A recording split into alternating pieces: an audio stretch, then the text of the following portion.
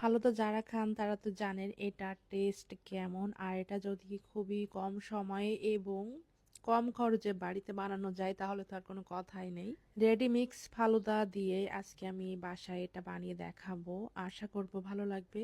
Ready falooda মিক্সটা আমার কাছে রান্না করতে একদমই সহজ মনে হয়, এই জন্য ভাবলাম রেসিপিটা আপনাদের সাথে শেয়ার করি। এটার মধ্যে ৩টা প্যাকেট থাকে, ২টা জেলির প্যাকেট আর একটা হচ্ছে বিভিন্ন নুডলস এবং মানে সাবুদানা চিনির মিশ্রণ।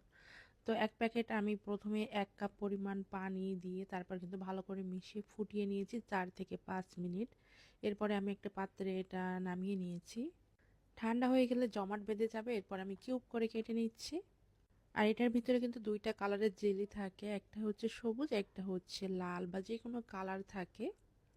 তো প্রত্যেকটা প্যাকেটের সাথে ১ কাপ করে নর্মাল পানি দিয়ে এরপরে ৪ থেকে ৫ মিনিট মিডিয়াম আঁচে ফুটিয়ে নিলে কিন্তু রেডি হয়ে যাবে।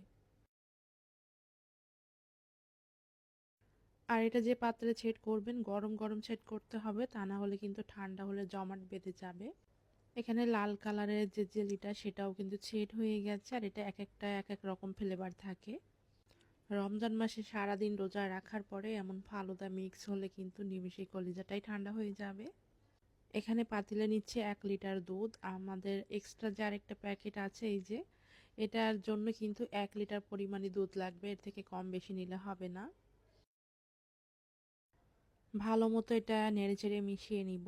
আর এই পর্যায়ে চুলার আঁচটা লোতেই রাখবো, একদমই কম আঁচে এটা রান্না করে নিতে হবে। আর এটা সিদ্ধ করতে বা রান্না করতে খুব বেশি একটা সময়ও লাগে না। সিদ্ধ হয়ে গেলে দেখবেন এই মিশ্রণটা ঘন হয়ে গেছে, ঠিক এই পর্যায়ে আমি নামিয়ে ঠান্ডা করে নিয়েছি। এটা যত বেশি ঠান্ডা হবে ততই কিন্তু ঘন হবে। আমি একটা পাত্রে পরিবেশন করে নিচ্ছি।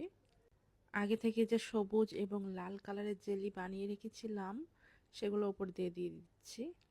হাতের নাগালে থাকা বা পছন্দ মতো যে কোনো ফ্রুট সেখানে অ্যাড করে দিবেন। আরও একটু বেশি মজাদার করতে হলে এখানে একটু মিষ্টি দইও দিয়ে দিবেন।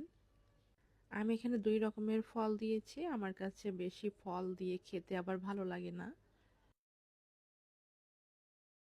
একইভাবে আমি ২টা ডেজার্টের গ্লাসেও পরিবেশন করে নিচ্ছি। আসলে আপনারা আপনাদের পছন্দ মতো করে এটা পরিবেশন করবেন। আর এটা রান্না করতেও কিন্তু খুব বেশি সময় লাগে না, একদমই ঝটপটভাবে হয়ে যায়। ফালুদা মিক্সের উপরে কিন্তু আইসক্রিম দেয়া থাকে, আপনার যে কোনো ফ্লেভারের আইসক্রিমটা এখানে ব্যবহার করতে পারবেন। চাইলে এখানে বরফ কুচিও দিয়ে দিতে পারবেন। ফালুদা মিক্সটা এভাবে রান্না করে খেলে আমার কাছে খরচটাও কম মনে হয়, আবার একদমই সহজ মনে হয়। সেই সাথে কিন্তু পেটটাও ভরে যায়। উপরে